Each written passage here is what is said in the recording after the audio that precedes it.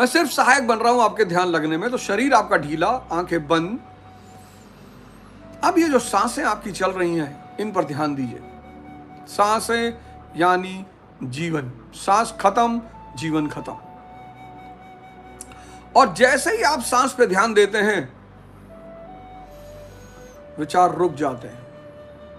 इतना गहरा संबंध है सांस और विचारों का। दोनों पैरेलली चल नहीं सकते। या तो आप विचार करेंगे या तो आप सांस देखेंगे। जैसे ही आप सांस देखेंगे, विचार गायब। और अगर आप सांस रोक लें, कोशिश करिए 10 सेकंड के लिए सांस रोकिए। जैसे ही आप सांस रोकेंगे, आपके विचार गायब हो जाएंगे। इतना गहरा संबंध है सांसों का और विचारों का। सांसों को देखिए। सांसें अंदर जा रही हैं, बाहर आ रही हैं, अंदर जा रही हैं, बाहर आ रही हैं। इसी को गीता ने यज्ञ कहा है, विधि विशेष। अब सांसों को देखते देखते इष्ट का चिंतन करिए। इष्ट मतलब जो आपको सबसे ज्यादा प्रिय है। आपके पिता, आपकी मां, आपका भाई, आपका बहन, आपके गुरु, आपका दोस्त, कुछ भी, कोई भी, जिसके स्मरण मात्र से आपके अंदर एक पॉजिटिव ऊर्जा आ जाती है, उसका स्मरण करिए। इष्ट चिंतन। तो सांसों को देखिए और इष्ट चिंतन करिए। और मन को आजाद, उसको तो एकदम छोड़ दिए कि जा भाई, क्या सोचेगा मीना कुमारी के बारे में, ऐश्वर्या राय के बारे में, जा सोच ले, जा जा जी ले अपनी जिंदगी। मन पे कोई छेड़खानी मत करिएगा। आपका काम है सांसों से जुड़ना, बस। सिर्फ सांसों से जुड़िए।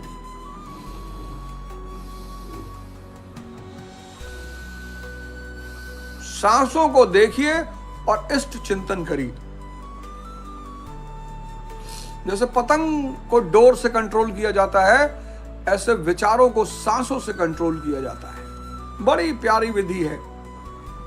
बुद्ध ने इसे आन पान सती कहा है, कृष्ण ने इसे यज्ञ कहा है, क्योंकि इस यज्ञ में आपके सारे प्रारब्ध जलकर खाक हो जाते हैं। बड़ी प्यारी विधि है सांसों को देखना। इसी को संत महात्मा भजन कहते हैं। भजन वो नहीं है जो आप ढोल मजीरा लेके गाते हैं, ये भजन है। यही ईश्वर का वास्तविक भजन है। इसी को योग साधना कहा जाता है। सांसों को देखिए और इष्ट का चिंतन करिए। शरीर बिल्कुल ढीला, मन की कोई चिंता नहीं। वो जो भी सोचे उसको आजाद करिए। और आप एक मजेदार घटना देखेंगे, आप मन को जैसे ही आजादी देंगे, मन शांत हो जाएगा।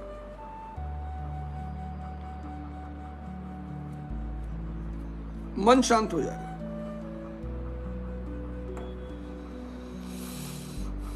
सांसों को देखते रहिए और इष्ट चिंतन करिए। सांसों को देखना है बस। बहुत शानदार, बहुत शानदार, बहुत शानदार, बहुत शानदार। सांसों को देखते रहिए और इष्ट चिंतन करिए। अगर आप ओवर थिंकिंग से बच गए, ओवर थिंकिंग,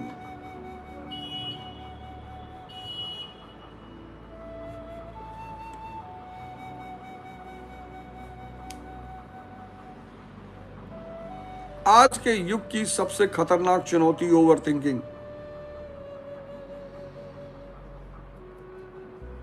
ओवर थिंकिंग से क्या पैदा होता है? Stress, anxiety. उसकी वजह है कि आप सोचते रहोगे, करोगे कुछ है नहीं। तो स्ट्रेस का जन्म होगा, एंजाइटी का जन्म होगा और डिप्रेशन का जन्म होगा। और जब स्ट्रेस, एंजाइटी और डिप्रेशन का जन्म होगा तो आप ऐसे ऐसे कृत्य करेंगे। आप ज्यादा रील देखेंगे, आप मूवी की तरफ भागेंगे, सेक्स का मनन करने लगेंगे, पोर्न की तरफ चले जाएंगे, हस्तमैथुन करेंगे। करना ही करना है। तो एक तरफ तो कोई काम नहीं हो रहा है और दूसरी तरफ ये कुप्रवृत्तियां पैदा हो जाएंगी।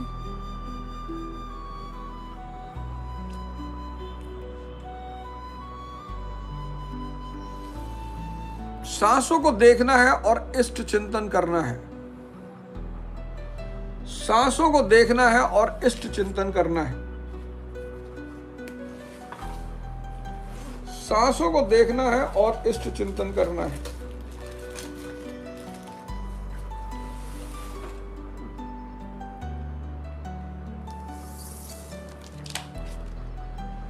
आप सिर्फ अपनी सांसों को देखिए।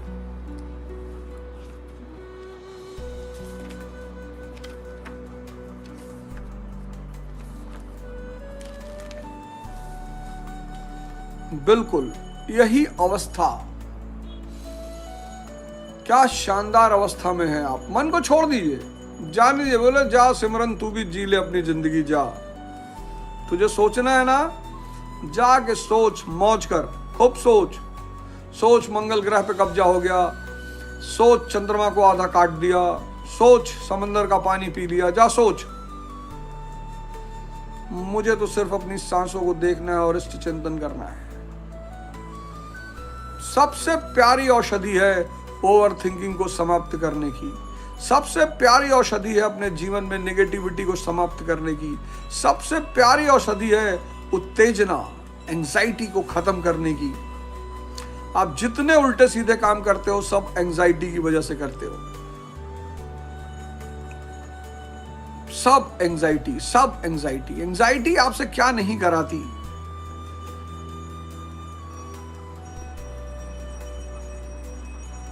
एंजाइटी, स्ट्रेस, डिप्रेशन सबको खत्म करने की सबसे प्यारी औषधि है ध्यान। ध्यान मतलब सांसों को देखना और इष्ट चिंतन करना।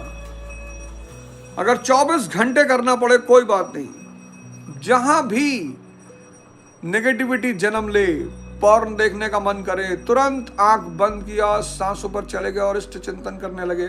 और तब तक करना है जब तक मन शांत ना हो जाए, शीतल ना हो जाए, स्थिर ना हो जाए। तो जैसे ये बाली हावी हो, बाली मन यानी बाली आपकी आधी शक्ति खींच लेता है। आप जानते हो कि आप गलत कर रहे हो। हर हस्त मैथुन करने वाला व्यक्ति अंततः निराशा की गर्त में चला जाता है। वीर जो शब्द है उसका सूचक ही है शक्ति।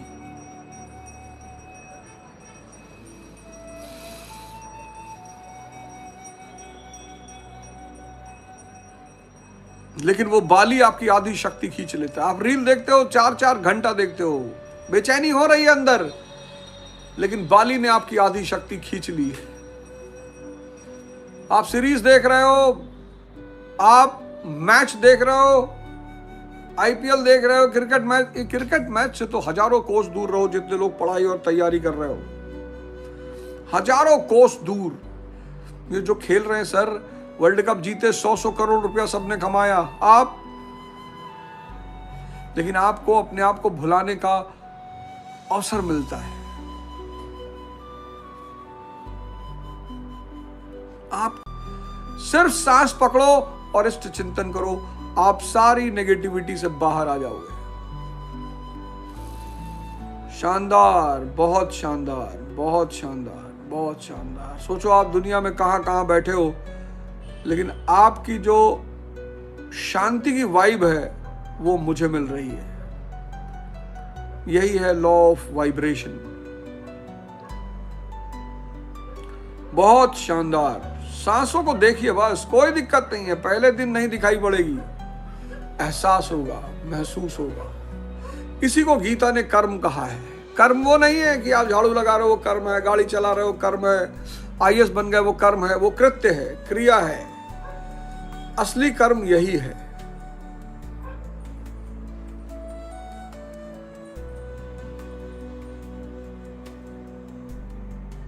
यही कर्म है। गीता में जो भगवान कृष्ण ने 3 व्याख्याएं दी है, कर्म, अकर्म, विकर्म, ये कर्म है, यही साधना है। सांसों को देखना, इष्ट चिंतन करना, ये कर्म है। और सांसों को देखते हुए बाकी सारे कार्य करना। सांसों को देखते हुए खाना बनाइए, सांसों को देखते हुए भोजन करिए। आपका भोजन 1/4 हो जाएगा, बहुत मजा आएगा, स्वस्थ हो जाएंगे आप। शुगर आपकी तो जड़ से खत्म हो जाएगी। शुगर मतलब ओवर थिंकिंग, ओवर थिंकिंग और चिंता। इसलिए शुगर की कोई दवा नहीं है ध्यान के सिवा। ध्यान करोगे आपका डाइट बैलेंस हो जाएगा, आपकी क्रेविंग खत्म हो जाएगी। शुगर के पेशेंट की सबसे बड़ी समस्या है क्रेविंग। मीठा उसकी समस्या नहीं है, उसकी समस्या है क्रेविंग। उसे हवस सवार होती है खाने की, और जब उसे हवस सवार होती है खाने की, तब उसे कुछ भी नहीं सूझता। उसे जो कुछ मिल जाए, भले वो मर जाएगा, लेकिन लड्डू मिल जाए वो 10 लड्डू ही खा जाएगा। तो शुगर वालों की सबसे बड़ी समस्या है क्रेविंग, जिस पे कोई चर्चा नहीं करता। जो देखो वही शुगर खत्म, रिवर्स करवा रहा है, खत्म करवा रहा है। कोई डब्बा बेच रहा है, कोई चूरन बेच रहा है। शुगर खत्म करने की सबसे शानदार दवा है ध्यान।